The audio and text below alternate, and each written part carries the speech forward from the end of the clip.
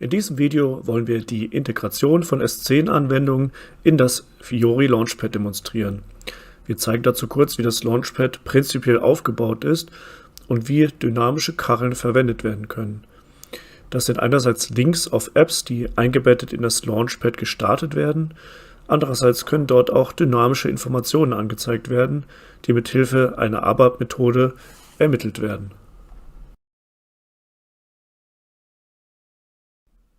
Wir melden uns zunächst als Giulia Marchetti, einer Mitarbeiterin, die im Vertrieb tätig ist, im Launchpad an und erhalten eine Reihe an Kacheln mit aktuellen Informationen zu den von ihr betreuten Kunden, zum Beispiel der nächste Kundentermin, offene Angebote und Aufträge, Umsatzdaten und so weiter.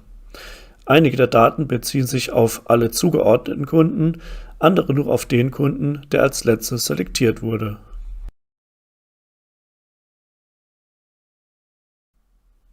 Eine Kachel fungiert in der Regel als Link. Dies kann zum Beispiel eine Fiori-App, aber auch eben eine S10-Anwendung sein. Wir können beispielsweise eine Standard-Fiori-App aufrufen, die eine Liste von Kundenaufträgen anbietet.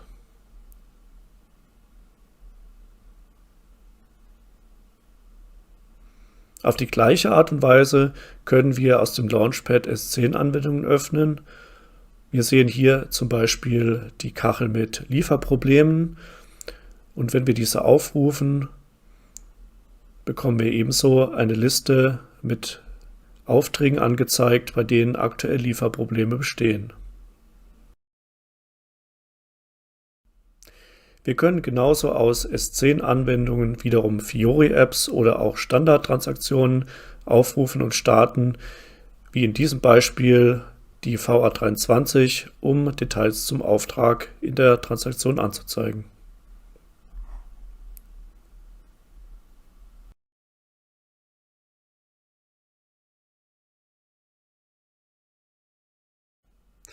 Das S10-Framework bietet die Möglichkeit, die Daten für die dynamischen Kacheln regelmäßig über eine ABAP-Methode zu aktualisieren. Am wichtigsten ist hier die sogenannte KPI, Key Performance Indicator oder auch Leistungskennzahl genannt. Diese kann zum Beispiel die Anzahl der offenen Aufträge oder auch den Umsatz der letzten 12 Monate anzeigen. Weitere Informationen sind dynamische Texte, Symbole, farbliche Hervorhebungen oder auch eine Trendanzeige. In diesem Beispiel sehen wir, dass der Umsatz in den letzten 12 Monaten um 27% zugenommen hat. Dies wird verdeutlicht durch einen grünen Pfeil nach oben und eine grün gefärbte KPI.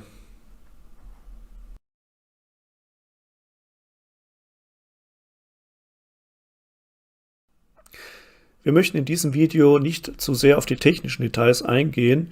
Das Erstellen von Kacheln für S10-Anwendungen erfolgt im Prinzip aber mit SAP-Standardmitteln, wobei jedoch ein Aspekt wesentlich ist.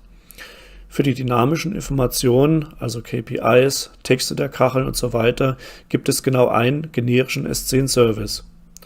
Dieser bekommt als Eingabeparameter den Namen einer ABAP-Methode und liefert dann die Daten in einem bestimmten Format zurück, das vom Fiori Launchpad erwartet wird, um diese auf die Kacheln zu übertragen.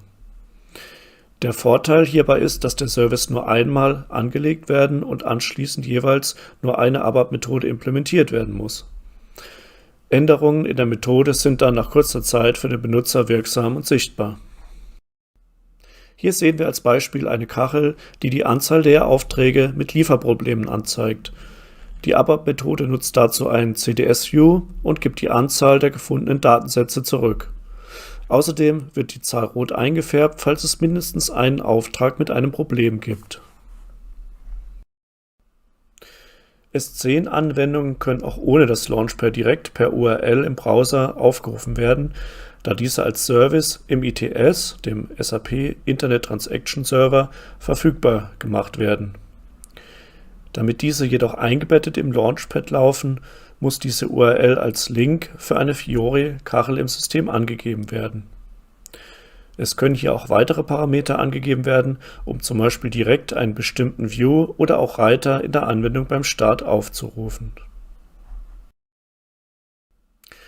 Abschließend sei noch einmal betont, dass gerade die hohe Performance von S4HANA eine gute Gelegenheit bietet, dem Benutzer umfangreiche aktuelle Auswertungen übersichtlich anzubieten.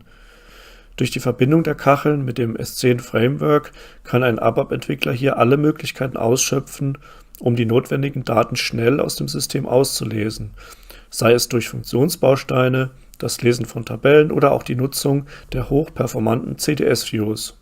Kurz gesagt, alles, was das moderne objektorientierte ABAP bietet.